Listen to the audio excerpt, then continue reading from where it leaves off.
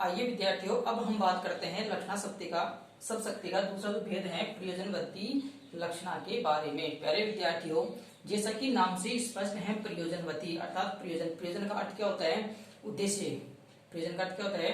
उद्देश्य, यानी किस उद्देश्य के संबंध में या किस उद्देश्य के लिए बात कही गई है। तो आइए सबसे पहले हम देखते हैं इसकी परिभाषा और इसके कुछ उदाहरण। तो प्यारे विद्यार्थियों, हम पढ़ रहे हैं लक्षणा सब शक्ति, और लक्षणा शक्ति का दूसरा भेद है प्रयोजनवती लक्षणा। एक भेद के बारे में, रूढ़ लक्षणा के बारे में हमने चर्चा कर ली है। तो प्रयोजनवती लक्षणा देखो कहाँ होती है? जहां विशेष प्रयोजन, और प्रयोजन का अर्थ क्या होता है? उद्देश्य। कि जहां विशेष प्रयोजन के लिए या उद्देश्य से प्रेरित होकर शब्द का प्रयोग लक्ष्यार्थ में किया जाता है। लक्ष्यार्थ यानी लक्ष्य अर्थ में किया जाता है, क्योंकि लक्षणा सब शक्ति से संबंधित जो शब्द होता है वो कौन सा होता है? लक्ष्यार्थ होता है। लक्ष्य अर्थ, लक्ष्यार्थ शब्द जो है दो शब्दों के मिल से बना है, लक्ष्य प्लस अर्थ। लक्षणा सब शक्ति से संबंधित जो शब्द होता है लक्ष्य के, और अर्थ होता है लक्ष्यार्थ। तो उसका जो प्रयोग है वह लक्ष्यार्थ में किया जाता है, तो वहां प्रयोजनवती लक्षणा मानी जाती है। प्यारे विद्यार्थियों, एक बार फिर से देखिए, जहां विशेष प्रयोजन से या उद्देश्य से प्रेरित होकर शब्द का प्रयोग लक्ष्यार्थ में किया जाता है, लक्ष्य अर्थ में किया जाता है, तो वहां प्रयोजनवती लक्षणा मानी जाती है। या हम यूं कहें कि वाक्य में जिन शब्दों का प्रयोग विशेष प्रयोजन से प्रेरित होकर शब्द का जो है प्रयोग लक्ष्य अर्थ में किया जाता है, कौन से अर्थ में? लक्ष्य अर्थ में किया जाता है, वहां प्रयोजनवती लक्षणा मानी जाती है। जैसे हम एक उदाहरण के माध्यम से देखो समझते हैं। पुलिस देखकर चोर चौकन्ना हो गया। पुलिस देखकर चोर चौकन्ना हो गया। पुलिस देखकर चोर चौकन्ना हो गया। तो प्यारे विद्यार्थियों, ये जो चौकन्ना शब्द है इसका शाब्दिक अर्थ है चार कानों वाला। चौकन्ना शब्द का शाब्दिक अर्थ क्या हो जाएगा? चार कानों वाला। लेकिन यहाँ पर पुलिस देखकर चोर चार कानों वाला नहीं हुआ। यहाँ पर चौकन्ना शब्द का तात्पर्य यह है कि पुलिस को देखकर चोर जो है सावधान हो गया, सजग हो गया और अपने बचाव में लग गया। तो देखो, इसमें चोर जो है, चोर द्वारा चौकन्ना होने का अर्थ है सजग हो जाना। सजग हो जाना अर्थात सावधान हो जाना। सजग हो जाना अर्थात सावधान हो जाना, या अपने बचाव का उपाय सोच लेना। अपने बचाव का उपाय सोच लेना। जबकि चौकन्ना का शाब्दिक अर्थ क्या है? चार कानों वाला। प्यारे विद्यार्थियों, चौकन्ना शब्द का शाब्दिक अर्थ क्या हो जाएगा? चार कानों वाला। लेकिन देखो, अतः यह अर्थ जो है प्रयोजन से, प्रयोजन का मतलब उद्देश्य से प्रेरित होकर, या हम यूं कहें प्रयोजन से प्रेरित होकर लक्षणा पर आधारित है। किस पर आधारित है? लक्षणा पर आधारित है या लक्षण पर आधारित है। अतः यहाँ प्रयोजनवती लक्षणा है। कौन सी लक्षणा है? प्रयोजनवती लक्षणा है। अन्य उदाहरण की अगर हम बात करें तो नरेश का घर गंगा पर है। नरेश का घर जो है गंगा पर है। तो प्यारे विद्यार्थियों, कहने का तात्पर्य यह है कि नरेश का जो घर है वह गंगा पर नहीं है। गंगा अर्थात गंगा नदी। क्योंकि नदी पर कभी घर नहीं हो सकता। यहाँ पर कहने का प्रयोजन यह है, कहने का उद्देश्य यह है, पर शब्द का उद्देश्य क्या है, प्रयोजन क्या है कि नरेश का जो घर है वह गंगा नदी के किनारे स्थित है। नरेश का जो घर है वह गंगा नदी के किनारे स्थित है। दूसरा उदाहरण हम देखते हैं। गांधी जी देश में राम राज्य लाना चाहते थे। गांधी जी देश में राम राज्य लाना चाहते थे। यहाँ पर राम राज्य शब्द का तात्पर्य है सुखी संपन्न राज्य।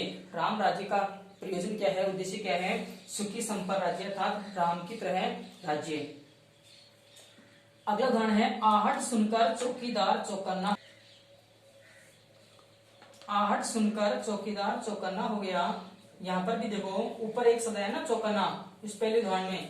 यहाँ पर भी वो का वही जो है शब्द है चौकन्ना। यहाँ पर भी चौकन्ना का अर्थ जो है चार कानों वाला नहीं हुआ। यहाँ पर चौकन्ना का अर्थ क्या है? यहाँ पर चौकन्ना का अर्थ वही सावधान हो जाना, सजग हो जाना है।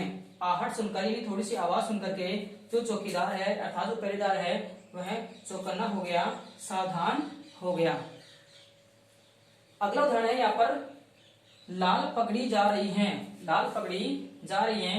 प्यारे विद्यार्थियों, यहाँ पर लाल पगड़ी से तात्पर्य क्या है? देखो, पगड़ी कहते हैं साफे को, तो यहाँ पर लाल साफा नहीं जा रहा है, बल्कि ये लाल पगड़ी जो शब्द है यह पुलिस के प्रयोजन के लिए आए हैं। किसके लिए आए हैं? पुलिस वालों के लिए। कहने का मतलब यह है कि लाल पगड़ी जो है पुलिस के अर्थ में आए हैं। किसके अर्थ में आए हैं? पुलिस के अर्थ में आए हैं, या हम यूं कहें पुलिस वालों के लिए आया है। अगला जो उदाहरण है, राजस्थान जाग गया। राजस्थान जाग गया, कहीं भी ऐसा भी लिखा होता है राजस्थान जाग उठा। तो प्यारे विद्यार्थियों, यहाँ पर राजस्थान जाग गया, यहाँ पर जागने का जो अर्थ है, जो प्रयोजन है, वह है सावधान होने से, सचेत होने से। या हम यूं कहें, राजस्थान के जो लोग हैं वह सचेत हो गए, सावधान हो गए, जागरूक हो गए। और इसके अलावा, और प्यारे विद्यार्थियों, इन उदाहरणों के अलावा एक अलंकार आपने पढ़ा होगा, अन्योक्ति अलंकार। कौन सा अलंकार है? अन्योक्ति अलंकार। और अन्योक्ति अलंकार के जो जितने भी उदाहरण हैं, वह सारे उदाहरण जो हैं इस प्रयोजनावती लक्षणार्थ शब्दशक्ति में आएंगे। अन्योक्ति अलंकार देखो कहाँ होता है, आपने पढ़ा होगा कि जब कोई बात सीधे शब्दों में न करके किसी दूसरे अर्थ में कही जाती है या किसी दूसरे व्यक्ति को संबोधन करके कहा जाता है, वहां अन्योक्ति अलंकार होता है। अन्योक्ति शब्द जो है दो शब्दों के मेल से बना है। अन्योक्ति शब्द दो शब्दों के मेल से बना है, जिसका नाम है, दो शब्द हैं, एक अन्य और एक उक्ति। उक्ति का अर्थ यहाँ पर क्या होता है? कथन, अर्थात अन्य कथन। अर्थात अर्थ क्या हुआ अन्योक्ति का? अन्य कथन। कहने का मतलब यह है कि जब कोई कवि कोई बात अगर कुछ कहता है तो सीधे सीधे न कर करके अन्य उक्ति के माध्यम से या अन्य कथन के माध्यम से अगर कोई बात कहता है, वहां अन्योक्ति अलंकार होता है।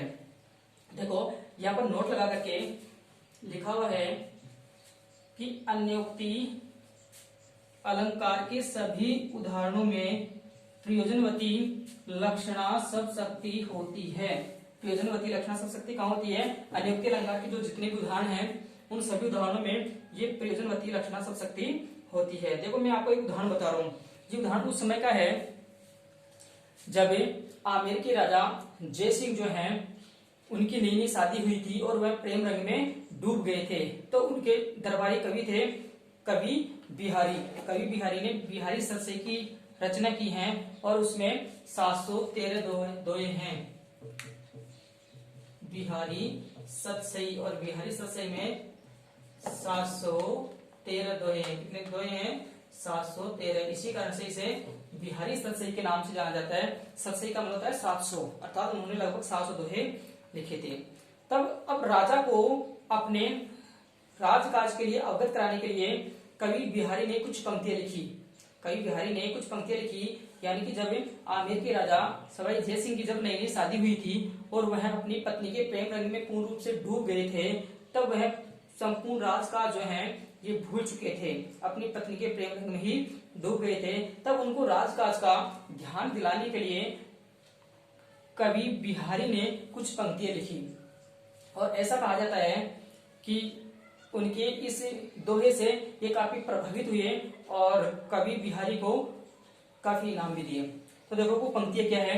नहीं पराग नहीं मधुर मधु, नहीं विकास ही काल, अली कली ही सो बिंध्यो, आगे कौन हवाल। तो देखो यहाँ पर अली जो है, अली का अर्थ क्या होता है? भंवरा। अली का अर्थ होता है भंवरा यानी भ्रमर। तो यहाँ पर जो है सीधे सीधे जो है यहाँ पर राजा को संबोधित नहीं किया गया है, यहाँ सीधे सीधे एक भंवरे को संबोधित किया गया है।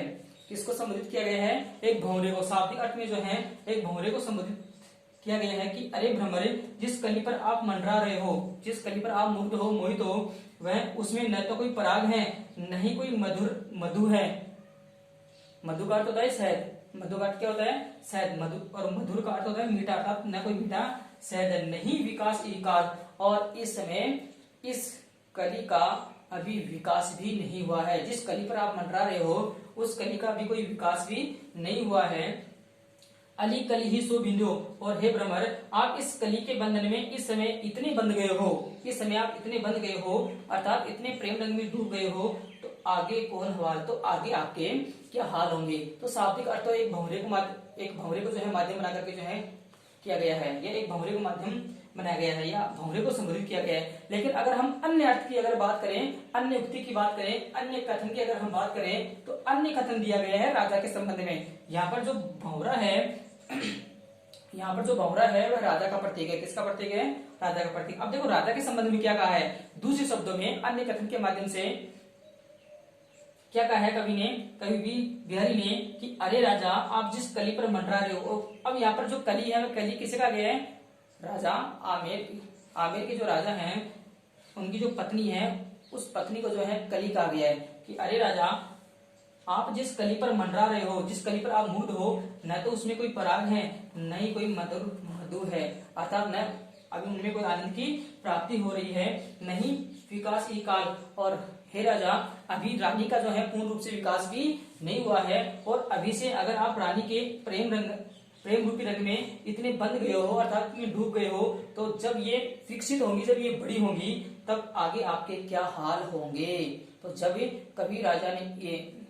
जब राजा आमेर के राजा जयसिंह ने जब इस दोहे का भावार्थ समझा, तब जो है काफी प्रसन्न हुआ, और ऐसा कहा जाता है कि कवि बिहारी को काफी इनाम भी जो है दी गई। ऐसा कहा जाता है कि सवाई जयसिंह के द्वारा प्रत्येक दोहे की रचना पर एक असरफी उनको दी जाती थी। तो प्यारे विद्यार्थियों, यहाँ पर जो है शाब्दिक अर्थ कुछ और है और उद्देश्य कुछ और है, प्रयोजन कुछ और है। यहाँ पर बात करें प्रयोजनवती लक्षणा की, कहने का मतलब यह है कि कवि का कहने का उद्देश्य कुछ और है और शाब्दिक अर्थ कुछ और है। तो उपयुक्त उदाहरणों में अर्थ ग्रहण विशेष प्रयोजन यानी विशेष उद्देश्य के लिए किया गया है, अतः यहाँ प्रयोजनवती लक्षणा है। अतः यहाँ पर कौन सी लक्षणा है? प्रयोजनवती लक्षणा है। तो प्यारे विद्यार्थियों, लक्षणा शब्द शक्ति के दोनों भेद मैंने आपको अच्छे से जो है बता दिए हैं। आप इनका बार बार रिवाइज कीजिए, इनकी नोट्स बनाइए और बार बार जो है इनको याद कीजिए। तो प्यारे विद्यार्थियों, शब्द शक्ति में दो भेद आपके कंप्लीट हो चुके हैं, अभिधा शब्द शक्ति और लक्षणा शब्द शक्ति। अब हम आगे की वीडियो में बात करेंगे व्यंजना शब्द शक्ति के बारे में। प्यारे विद्यार्थियों, आप मेरे चैनल को सब्सक्राइब कीजिए, वीडियो को लाइक कीजिए और ज्यादा से ज्यादा अपने मित्रों के साथ शेयर कीजिए। धन्यवाद।